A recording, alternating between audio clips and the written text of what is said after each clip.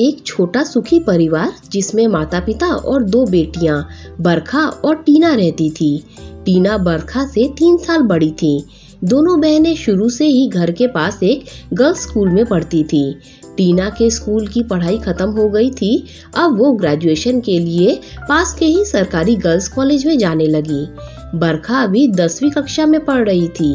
बरखा पढ़ने में बड़ी होशियार थी, पर टीना औसत से भी कम थी, इसीलिए उसकी माँ हमेशा पढ़ाई को लेकर चिंतित रहती थी।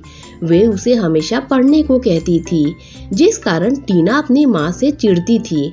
उसे लगता था सब बरखा से ही प्यार करते हैं, क्योंकि उसे तो कोई भी कुछ नहीं कहता। कुछ दिन बीते। टीना के सामने वाले घर में एक लड़का अपने दोस्त के साथ रहने आया। लड़का दिखने में स्मार्ट था। टीना एक दिन अपनी बालकनी में कपड़े सुखा रही थी। उसने देखा कोई उसे घूर रहा है। उसने नजरें उठाकर देखा तो उस लड़के ने अपनी नजरें नीची कर ली। एक दिन टीना छत पर बैठकर अपनी सहेली के साथ पढ़ाई कर रही थी। तब वो लड़का भी अपने दोस्त के साथ छत पर आया। उस लड़के ने टीना को देखा। टीना ने भी उसकी तरफ देखा। उस लड़के ने टीना को देखकर एक स्माइल दी, पर टीना ने अनदेखा कर दिया। टीना रोज नोटिस कर रही थी कि वो लड़का उसके कॉलेज जाने के समय छत पर खड़ा हो जाता है और उसे देखता है। कभी उसके घर के सामने वाले गार्डन में क्रिकेट खेलता तो जानबूझकर बॉल टीना के घर के आंगन की ओर फेंकता, फिर बॉल लेने के बहाने उसे देखता। टीना को मन ही मन ये सब बहुत ही अच्छा लग रहा था, पर वो ऐसा दिखाती थी जैसे उसे उसमें कोई दिलचस्पी नहीं है। पर छुप छुप कर वो भी उसे देखती थी और मन ही मन मुस्कुराती थी। न्यू ईयर आने वाला था। बरखा ने कहा, दीदी क्यों ना न्यू ईयर सेलिब्रेट करें, अपनी सहेलियों को बुलाएं। दोनों बहनों ने अपनी सहेलियों को बुला लिया और छत पर म्यूजिक सिस्टम लगा लिया। खाने पीने का इंतजाम भी कर लिया। सभी सहेलियां डांस कर रही थी। तभी वो लड़का अपने कुछ दोस्तों के साथ छत पर आया और देखने लगा। फिर इशारे से उसने कहा, बहुत अच्छा डांस कर रही हो, यह देख। टीना मुस्कुरा दी। एक दिन टीना घर की बालकनी में खड़ी हुई थी। तब वो लड़का बाइक पर अपने दोस्त के साथ निकला। उसने एक कागज टीना की तरफ फेंका। टीना ने इधर उधर देखा और झट से कागज उठा लिया। उसमें लिखा था, आज शाम 5 बजे घर के पीछे वाले मंदिर में मिलने आना। टीना सोच में पड़ गई, जाऊं या ना जाऊं। शाम 5 बजे टीना अपनी सहेली सोनिया के साथ मंदिर गई। वहाँ वो लड़का भी अपने दोस्त के साथ आया। टीना मंदिर के बाहर बगीचे में जाकर बैठ गई। वह लड़का भी वहाँ आकर बैठ गया। फिर उसने धीरे से कहा, मुझसे दोस्ती करोगी क्या आप? मेरा नाम अनिरुद्ध है। मैं अभी MBA कर रहा हूँ, साथ ही ऑनलाइन बच्चों को पढ़ाता भी हूँ। टीना ने भी अपने बारे में बताया। दोनों ने कुछ देर बातें की और फिर अनिरुद्ध ने उसे एक बड़ी सी महंगी वाली चॉकलेट दी और बाय कहकर चला गया। टीना अपने बैग में चॉकलेट छुपाकर घर ले गई, जिससे मम्मी कोई सवाल ना पूछे। पर वो चॉकलेट बरखा ने देख ली और पूछने लगी, ये किसने दी? टीना ने कहा, सहेली ने। बरखा ने कहा, दीदी तुम्हारी ऐसी भी कोई दिलदार सहेली नहीं है, सच बताओ। टीना ने चिढ़कर कहा, छोटी है छोटी रहे, अपने काम से काम रख। बरखा चुपचाप वहाँ से चली गई। अगले दिन दोपहर को अनिरुद्ध टीना के घर के सामने से निकला और वो बालकनी में खड़ी थी। उसने फिर एक कागज टीना की तरफ फेंका। उसमें लिखा था, आज शाम को 7 बजे वहीं। शाम को 7 बजे टीना अकेले वहां पहुंच गई। घर पर मम्मी को झूठ कहा, अपनी सहेली के यहाँ जा रही हूँ पढ़ने। अनिरुद्ध वहां से उसे अपनी बाइक पर बैठाकर एक रेस्टोरेंट ले गया। वहां दोनों ने देर तक बातें की, बहुत कुछ खाया और अनिरुद्ध ने आज उसे एक परफ्यूम गिफ्ट दिया। फिर टीना घर आ गई। अब ये रोज का हो गया था। कभी किसी पार्क में जाते, कभी मूवी, कभी रेस्टोरेंट। टीना को ये सब बहुत अच्छा लगने लगा। उसके पैर जमीन पर नहीं टिक रहे थे। उसे घूमना फिरना, महंगे गिफ्ट, स्मार्ट अनिरुद्ध, सब कुछ बहुत अच्छा लग रहा था। बरखा भी टीना में परिवर्तन देख रही थी। कुछ कहती तो दोनों बहनों में बहस होती, इसीलिए चुप रहती। एक दिन अनिरुद्ध टीना से अपने प्यार का इजहार कर दिया। टीना ने भी हाँ कह दिया। बस फिर दोनों की प्रेम कहानी शुरू हो गई। एक बार अनिरुद्ध ने टीना से कहा, मैंने कुछ दोस्तों के साथ पार्टी करने का सोचा है, घर पर तुम रात को आ सकती हो क्या? टीना ने कहा, मैं नहीं आ पाऊंगी, मेरे घर से रात को कहीं भी रुकने की इजाजत नहीं है। अनिरुद्ध ने कहा, सबके सोने के बाद आ जाना, चुपचाप, प्लीज, मैं इंतजार करूंगा। टीना ने कहा, कोशिश करूंगी। टीना के माता पिता ग्राउंड फ्लोर पर सोते थे और टीना अपनी बहन के साथ फर्स्ट फ्लोर पर सोती थी और उस कमरे की खिड़की में जाली नहीं थी। टीना आराम से उसमें से निकलकर बाहर के रास्ते से सीढ़ियां उतरकर और मेन गेट से कूदकर जा सकती थी। टीना ने सारी प्लानिंग कर ली। रात को सबको सो जाने के बाद करीब 1 बजे टीना अपनी प्लानिंग के अनुसार अनिरुद्ध के घर पहुंच गई। वहां उसने बहुत मजे किए और चुपचाप 4 बजे सबके उठने से पहले घर आ गई। किसी को कुछ भी पता नहीं चला। उसके बाद हर रोज आधी रात के बाद वो अनिरुद्ध के पास चली जाती। एक दिन बरखा ने देख लिया और टीना से कहा, दीदी, ये सब क्या चल रहा है? मैंने रात को सब कुछ देख लिया, मैं मम्मी को बता दूंगी, समझी? टीना ने गुस्से से कहा, मम्मी की चमची, तू बच्ची है और बच्ची ही रहे, मेरी माँ बनने की कोशिश मत कर। वैसे भी तुम सबको मैं पसंद कहाँ हूँ, मम्मी पापा भी तेरी ही फिक्र और तारीफ करते हैं। एक दिन अनिरुद्ध के आने से ही मेरे जीवन में बहार आई है और तुझे वो भी अखर रही है। बरखा और टीना में बहस हुई। फिर बरखा ने अपनी माँ से कुछ नहीं कहा। सोचा वो बड़ी है, अपना अच्छा बुरा जानती है। कुछ समय बीता।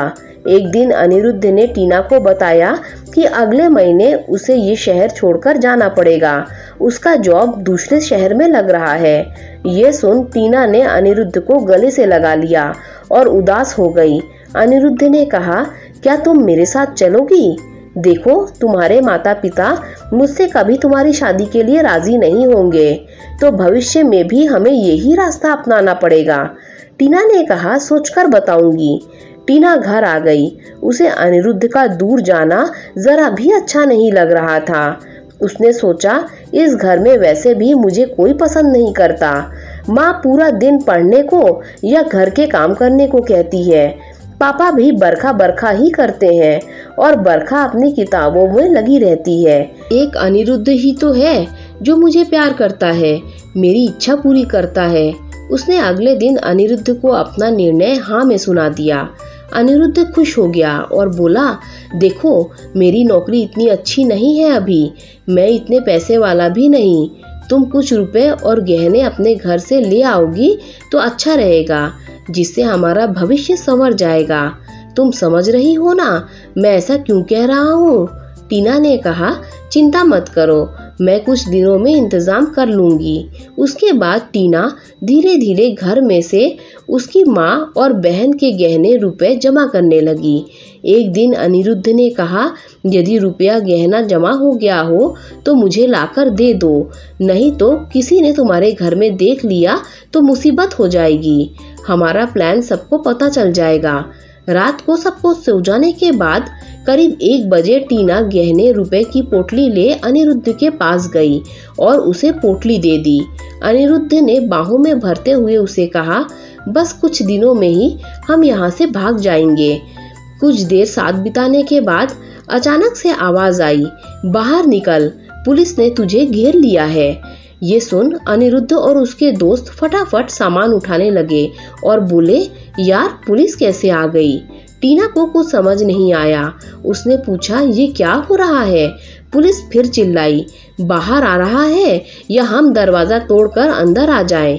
तब अनिरुद्ध ने अपने दोस्तों से कहा, यार फंस गए इस बार बुरी तरह से, छत से भी भाग नहीं सकते, अब तो बाहर जाना ही पड़ेगा। उसके दोस्त ने पूछा, इस लड़की का क्या करना है? अनिरुद्ध ने कहा, इसे छिपा देते हैं। अनिरुद्ध ने टीना को एक अलमारी में छिपा दिया और दरवाजा खोल अपने साथियों के साथ बाहर आ गया। पूरा मोहल्ला बाहर इकट्ठा हो गया। किसी को कुछ समझ में नहीं आ रहा था कि आखिर ये क्या हो रहा है। पुलिस वाले घर की तलाशी लेने लगे। तब उन्हें वहाँ बहुत सारी ड्रग्स, गहने और रुपए मिले। साथ ही मिली टीना। महिला कांस्टेबल टीना को खींचकर बाहर ले आई। टीना चिल्लाने लगी, छोड़ दो मुझे, मैंने कुछ नहीं किया है, और महिला कांस्टेबल के साथ छीना झपटी करने लगी। ये देख उस महिला कांस्टेबल ने जोरदार थप्पड़ लगाया। जैसे ही टीना के माता पिता और बहन ने देखा तो वो हैरान रह गए। वे दौड़कर उसके पास गए और पूछा, टीना तू यहाँ इनके साथ कैसे? टीना ने रोते हुए कहा, पापा मैंने कुछ नहीं किया है, मुझे बचा लो। टीना के पापा ने इंस्पेक्टर से कहा, ये मेरी बेटी टीना है, हम सामने वाले घर में रहते हैं। इंस्पेक्टर ने पूछा, ये लड़की इन लड़कों के साथ यहाँ कैसे? जानते हैं, ये लड़के बहुत बड़े ड्रग गैंग का हिस्सा है और ड्रग्स बेचना इनका काम है। पुलिस बहुत दिनों से इनकी तलाश में थी। इंस्पेक्टर के पूछने पर टीना ने रोते हुए सबको सारी बातें बता दी। फिर भी इंस्पेक्टर टीना को भी उन लड़कों के साथ पुलिस स्टेशन ले गया और टीना के पापा से कहा, आप जमानत करवा लो। टीना के पापा बेचारे कुछ समझ नहीं पाए, क्या हो गया ये सब। उसकी मम्मी भी टूट गई। आखिर उनके घर की इज्जत पूरे मोहल्ले के सामने खराब हो गई थी। बड़ी मुश्किल से 2-3 दिन बाद टीना को जमानत मिली। जैसे ही टीना घर आई, उसकी मम्मी ने उसे गुस्से में 2-3 तमाचे जड़ दिए और कहा, करवा दी ना बेइज्जती तूने, कितना समझाती थी पढ़ाई कर, पर मन कहाँ लगेगा, मन तो उस मवाली में था ना तेरा, क्या होगा तेरा भविष्य, सोचा है तूने? किसी भी अनजान लड़के पर भरोसा कर तूने ये कदम उठा लिया। अपने पिता की खून पसीने की कमाई भी दे आई और भागने वाली थी उसके साथ। तेरे घर वालों से प्यारा वो आवारा लड़का हो गया था तुझे। हमने भरोसा किया, आजादी दी और तूने ये सिला दिया। टीना के पापा ने कहा, छोड़ो टीना की माँ, अब ये सब कहने से क्या होगा, घर की शांति भंग होगी और गई हुई इज्जत कौन सा वापस आ जाएगी। फिर टीना से कहा, जा अपने कमरे में। टीना कमरे में चली गई। बरखा भी उसके पीछे पीछे गई और टीना से बोली, दीदी मैंने पहले ही तुम्हें समझाया था पर तुम नहीं समझी। कभी अपनों से छोटों की बात भी मान लेनी चाहिए। मम्मी गलत नहीं कहती है, तुम्हें पढ़ाई का वो जीवन को काम में आने वाली है। आपको एक और बात सोचना चाहिए, यदि मम्मी पापा आपको प्यार नहीं करते तो आपको जमानत क्यों करवाते और आपको अपने साथ घर भी नहीं लाते। मोहल्ले में बहुत बातें बन रही है आपको लेकर। ये सब सुनकर टीना को शर्म आने लगी। पूरी रात बेचैन थी। अगले दिन अखबार में खबर छपी थी, कोकीन और हीरोइन तस्करी करने वाला सनी और उसके साथी का गिरोह पकड़ा गया और उसके पास लाखों के गहने और रुपए बरामद हुए। इस गिरोह का काम ड्रग्स बेचने के अलावा भोली भाली लड़कियों को अपने प्यार के झूठे जाल में फंसाकर उनसे रुपए और गहने ऐंठना भी था। ये सब पढ़कर टीना रोने लगी। उस अनिरुद्ध ने अपना नाम भी झूठा बताया था। ये उसका एक जाल था, उसका प्यार नहीं था। मतलब मैं उसके लिए एक शिकार थी। शर्म आती है मुझे अपने आप पर, जो मम्मी पापा और बहन को अनदेखा कर उस अनजान लड़के पर भरोसा किया। टीना की मम्मी बहुत उदास थी, रोती ही रहती।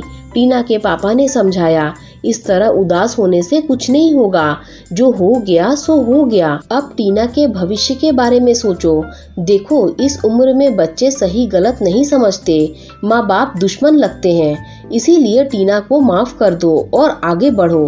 टीना के पिता ने उससे कहा, बेटी आज की दुनिया में कौन क्या कैसा है किसे पता हो सकता है, कल को पड़ोसी ही आतंकवादी हो। इसीलिए किसी अनजान पर भरोसा नहीं करना चाहिए। जाओ, सब कुछ भूलकर पढ़ाई में मन लगाओ और भविष्य का सोचो। उनकी बदनामी हो चुकी थी, इसीलिए कुछ समय बाद उन्हें वो मोहल्ला छोड़कर घर बेचकर जाना पड़ा। टीना अब सुधर चुकी थी, माता पिता की बातें सुनने लगी थी। उसे समझ में आ गया था कि माता पिता और बहन हितैषी हैं, दुश्मन नहीं। दोस्तों, अगर आपको ये कहानी अच्छी लगी हो तो लाइक शेयर सब्सक्राइब कीजिए। Thanks for watching this video.